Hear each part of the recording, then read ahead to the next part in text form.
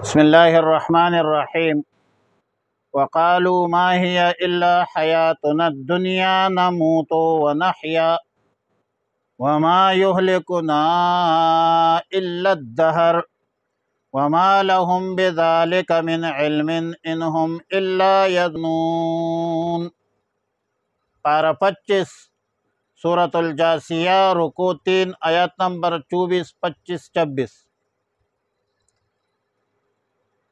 بعث بعد الموت کے منکرین کا قول ہے، اور یہ منکرین بعث بعد الموت کہتے ہیں کہ ہمارے اس دنیاوی زندگی کے علاوہ کوئی زندگی نہیں، ایک ہی مرتبہ جینا ہے اور ایک ہی مرتبہ مرنا ہے۔ وما یہلکنا الا الدہر، لفظ دہر دراصل اس تمام مدت کے مجموعہ کا نام ہے جو اس عالم کے ابتدا سے انتہا تک ہو، اور کبھی بڑی مدت کو بھی دہر کہا جاتا ہے۔ کفار نے بطور دلیل یہ پیش کیا کہ ہماری موت و حیات کا اللہ کی مشیت سے کوئی تعلق نہیں، بلکہ اسباب طبعیہ کے تابع ہے، جس کا مشاہدہ موت کے متعلق سب کرتے ہیں کہ اعضائے انسانی اور اس کے قوت استعمال کے سبب گھٹتی رہتی ہے، اور ایک زمانہ دراز گزر جانے کے بعد بالکل معطل ہو جاتے ہیں، اور اسی کا نام موت ہے، اور اسی پر حیات کو بھی قیاس کر لو کہ حیات بھی کسی حکم الہی سے نہیں بلکہ مادہ کے طبعی حرکتوں سے حاصل ہوتی ہے، اور کفار مشرکین زمانے کے گردش کو ہی سارے کائنات اور اس کے سارے حالات کی علت قرار دیتے ہیں، اور سب حالات واقعات زمانے کی طرف منسوب کرتے ہیں، جیسا کہ آیات کریمہ میں ہے کہ وما یہلکنا الا الدہر۔ حقیقت میں یہ سب افعال اللہ کے قدرت اور ارادے سے ہوتے ہیں، اس لیے احادیث صحیحہ میں دہر کو یا زمانے کو برا کہنے کی ممانعت آئی ہے، کیونکہ کفار جس قوت کو دہر سے تعبیر کرتے ہیں، در حقیقت وہ قوت، طاقت صرف اور صرف اللہ ہی کو حاصل ہے، اس لیے دہر کو برا کہنے کا نتیجہ در حقیقت اللہ تک پہنچنا ہے، اور رسول اللہ صلی اللہ علیہ وسلم نے فرمایا کہ لا تسبوا الدہر، زمانے کو برا مت کہو، کیونکہ دہر در حقیقت اللہ ہی ہے۔ لیکن یاد رکھے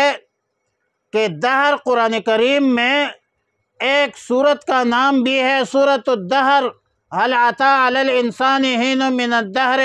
لم يكن شيئا مذكورا انا خلقناه من نطفة امشاج نبتلیہ۔ لیکن یاد رکھے کہ اللہ کے ناموں میں سے کوئی نام نہیں ہے، مجازاً اللہ کی صفاتی نام کی طرف نسبت ہوئی ہے، اور مجازاً اللہ کو دہر کہا گیا ہے۔ آیات نمبر 25 میں مشرکین منکرین کے احوال کا بیان ہے کہ دنیا میں جب ان کے سامنے ہمارے آیتیں کھل کر پڑھی جاتی ہے تو مطلوب ثابت کرنے کے واسطے کافی ہوتی ہے، شافی ہوتی ہے، رشد و ہدایت کے لیے، ذہنی قلبی تسلی اور اطمینان کے لیے کافی ہوتی ہے، تو ان بدبختوں کے پاس اور کوئی دلیل نہیں ہوتی ما سوائے اس کے کہ یہی کہتے ہیں کہ ایتو بآبائنا ان کنتم صادقین، کہ ہمارے آبا و اجداد کو زندہ کر کے سامنے لاؤ۔ اگر تم اپنے دعوے میں سچے ہو تو اللہ تعالیٰ نے فرمایا قُلِ اللَّهُ يُحْيِيكُمْ ثُمَّ يُمِيتُكُمْ ثُمَّ يَجْمَعُكُمْ إِلَى يَوْمِ الْقِيَامَةِ۔ یا رسول اللہ صلی اللہ علیہ وسلم، آپ ان منکرین مشرکین کو کہہ دیجئے کہ اللہ تعالیٰ جب چاہے تمہیں زندہ رکھے گا، جب چاہے تم کو موت دے گا، پھر قیامت کے دن تمہیں دوبارہ زندہ کرے گا۔ ظاہر ہے کہ قیامت کا واقع ہونا یہ حق ہے، سچ ہے، جس میں کسی قسم کا کوئی شبہ نہیں ہے۔ بعث بعد الموت کا محل وہ قیامت ہے، دوبارہ زندہ ہونا بروز قیامت ہوگا۔ دنیا میں دوبارہ زندہ ہونے کا کوئی فائدہ نہیں ہے۔ اکثر لوگ سمجھتے نہیں ہے، دلیل نہیں سمجھتے، اور بغیر دلیل کے حق سے انکار کرتے ہیں، جو تباہی، بربادی اور خرابی کا ذریعہ ہے۔ وقالو، اور کہتے ہیں یہ مشرکین منکرین، بعث بعد الموت کے منکرین، ما ہی نہیں ہے یہ زندگی الا حیاتنا الدنیا، سوائے دنیاوی زندگی کے، نموتو کہ ہم مرتے ہیں، ونحیا اور جیتے ہیں۔ وما یہلکنا اور نہیں ہلاک کرتا ہمیں، الا الدہر مگر یہی زمانہ، وما لہم اور نہیں ہے انہیں، بذالک اس بات کا، من علم کوئی علم، انہم نہیں ہے یہ لوگ، الا یظنون مگر گمان کرتے ہیں، اٹکلے دوڑاتے ہیں، اٹکلے۔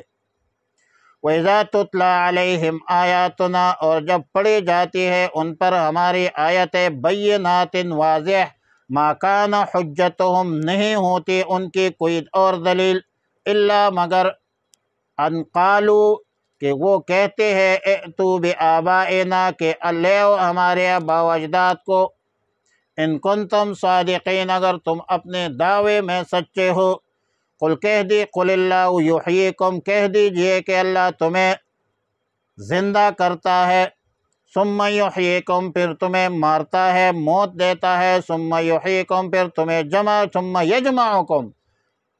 پھر تمہیں جمع کر دے گا، الی یوم القیامت قیامت کے دن، لا ریب فیہ جس میں کوئی شک نہیں ہے، فیہ اس کے آنے میں، لا ریب فیہ کہ اس کے قیامت کے آنے میں کسی کو ذرہ برہ شک و شبہ نہیں ہونا چاہیے۔ ولیکن اکثر الناس لیکن اکثر لوگ، لا یعلمون نہیں جانتے۔ اللہم صلی علی محمد وعلی آل محمد افضل صلواتک بعدد معلوماتک وصلی وسلم علیہ۔ اللہم صلی علی جمیع الانبیاء والمرسلین وعلی آلہ الطیبین واصحابہ الطاہرین وعلی من تبعہم بإحسان الی یوم الدین۔